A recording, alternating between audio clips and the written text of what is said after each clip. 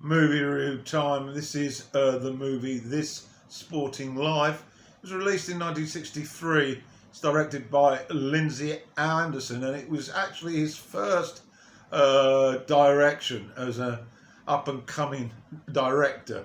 The producers Carol Reese, screenplay and original novel by David Story, and the music by Roberto Gerhard. And the cast: in the lead role, Richard Harris plays Frank Meechin. Rachel Roberts plays Margaret Hammond, and she's initially viewed as a landlady for Frank in the early part of this movie. Alan Bedell plays Weaver. He's the financier, the rich rich tycoon who invests in the City Rugby League club. William Hartnell plays Johnson. He's the club scout. And Colin Blakely is a member of the team, becomes friend of Frank's. His name is Maurice Braithwaite. This movie was a huge success for Harris in the early 60s. British cinema shifted somewhat from the typical Hollywood diet of entertainment escapism to what was described at the time as kitchen sink drama. Stories reflected the tough working class lives in urban settings, particularly in the north of England. And this enabled the emergence of a bunch of high quality actors and actresses. They were able to get their teeth stuck into dramas that were brought to the screen and enabled remarkable performances. And amongst them, the early success of Saturday Night and Sunday Morning, starring Albert Finney and Rachel Roberts. And then A Taste of Honey for Rita Tushingham. Now, This Sporting Life saw the debut for director Anderson and also launched the career of Richard Harris. So, Harris, an Irishman born in Limerick, and at school he showed a talent as a rugby league player, which of course This Sporting Life is about. Unfortunately, he developed TB in his teens, which scotched the possibility of him becoming a professional involved in the sport. So he turned to acting. He was enrolled at the London Artists, Music and Dramatic Arts Society, and his first role was in 1959 in the movie Alive and Kidding. He followed that up with supporting roles in Shake Hands with the Devil alongside hugely loved James Cagney. Great film if you get the chance to see it. And then he turned up in Guns of Navarone in 1961, working with the legendary Gregory Peck. Then a hugely successful movie, Mutiny on the Bounty, with Trevor Howard and Marlon Brando. This Sporting Life, however, was his first major lead role, and he plays a bitter young coal miner, Frank Meechin. Now, Frank becomes a rugby league star in a northern team in the UK. There was credits at the end of the film to Wakefield Trinity, who were a professional rugby league club at the time and still are. And he became famous when he got an enormous sign-on check, which was unbeknown at the time. The details of the film I will go through shortly. An Oscar nomination beckoned for Best Actor, and he also won at the Cannes Film Festival. Alongside Harris was Rachel Roberts, previously mentioned with regard to Saturday Night and Sunday Morning. Now, she was an awesome actress at the time, and she took a lot of the female roles in these films, and her performance is 5-star alongside Harris. Now, yours truly, growing up in the early 60s, I became an ardent fan of watching rugby league on Saturday afternoons. Matches were live on the BBC, and my father and I were addicted to them. The mud, the aggression, the sheer commitment of 26 men charging up and down a field in the winter for a basic wage.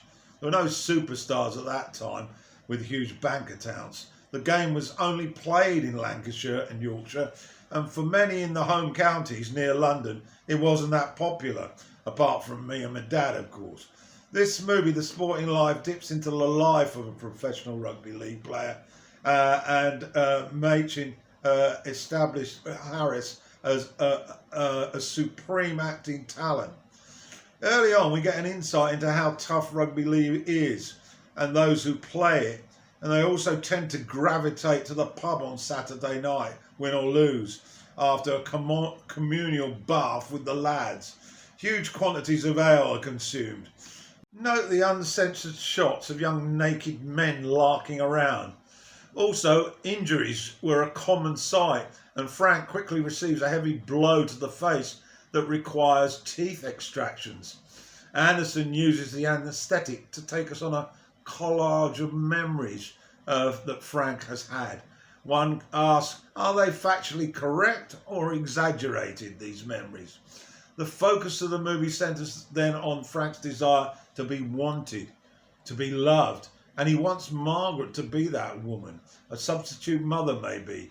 We learn nothing about Frank's childhood, his family, so this, I surmise, may be the secret behind his need to be accepted by this woman. Margaret, however, is guarded, cynical and uncomfortable with Frank's macho-type behaviour, and initially rejects his hints at an intimate relationship. His success then leads to wealth beyond anything imaginable for him and Margaret, so the relationship becomes physical, but not emotionally fulfilling for either, more like going through the motions, or maybe a response to that male drunken desire that's typical in working class households after a night out on the booze. There's a hint of dominance, but Anderson doesn't dwell on the details, as Machen's character is somewhat different from your typical violent abuser.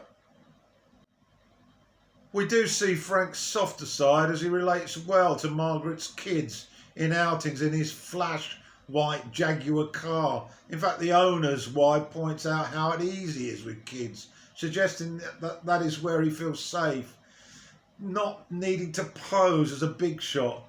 Margaret occasionally is seen to smile briefly, but in essence she's reluctant to involve herself in an emotionally close relationship with Frank, which slowly eats away at his psyche and leads to a tragic end. Margaret, still in grief for her dead husband, cleaning his shoes and visiting the grave, and has the spirit drained out of her through poverty. She is a broken spirit. The process of Frank getting a contract with the City Rugby Club is seen in detail, some of it in a dream after he receives gas at the dentist. Frank creates conflict with other players at an entertainment venue, and I saw it as Frank's intention to show to the owner Weaver and Lowell, one of the chairmen, that he could handle the toughness of rugby league. Machen's viewed as a special talent by Weaver and others. The scout Johnson, played by Doctor Who William Hartnell, takes him under his wing like a son with talent, and Frank reciprocates with loyalty after a huge check lands in his lap. Margaret, however, is less impressed, and this deflated response stokes fire in Frank. Margaret compares the pittance her husband received as compensation after his accident at work with Machen's huge reward for having done nothing of value relatively. It is with women, notably Margaret, where Machen has huge problems in relating to them. In one scene, the owner's wife tries to seduce him and he flees in panic, fearing being found out. And with Margaret, she's unable to see any of Frank's qualities, focusing on his rough, macho, misogynist tendencies and being loath to get involved, even unwilling to take any interest in his success, getting a huge signing on fee. Harris shows his acting skills in spades, note his negotiating skills when securing his contract. The good feel factor of the money doesn't maintain the emotional high for long, and his need for mothering returns as he strives to win Margaret's heart. Anderson shows us bluntly the contrast in the flashy white new Jag amidst the long line of terraced houses in slum-like conditions. It only impresses a few, while others, like Margaret, see it for what it is, self-deception. In fact, with his peers, Frank likes to be seen as hard to get. When a friend and fellow player gets married, one face for males and a different face for women, perhaps. At the boss's New Year's party, Frank alone is seen to be tolerated by most and not likeable. and also that he may be having a flirt with Waver's wife. It's tongue-in-cheek, but Frank shows his insecurity and leaves to return to a waiting Margaret. His personality is too fragile in this world of winners and losers. Their relationship's captured perfectly when Frank treats Margaret to a meal at a posh restaurant, but he behaves like an arrogant, foul-mouthed fool, trying to sell the image of the hard, tough rugby star. Margaret and everyone else are repulsed by this, and it triggers the slide in their relationship. Margaret describing their relationship as dirt, and dirt that she doesn't want to be in. The last half hour sees the relationship fracture into verbal exchanges that are toxic and stress-inducing. Emotional pain is delivered by both as we lurch towards the devastating finale. Anderson focuses on Machin's images of the muddy field, the working class town, the smokestacks, the packed scrum. This is Machin's life without Margaret. The closing moments are soul-searching and should not be missed. In summary, it's a tour de force by Harris, a film that opens up many social issues and the launch of a new director to be followed, Lindsay Anderson. This sporting life is a hard watch, but a necessary watch for those who live through these times, and for younger viewers who will register as a stark reminder of life in the 60s in the north of England, in working class areas.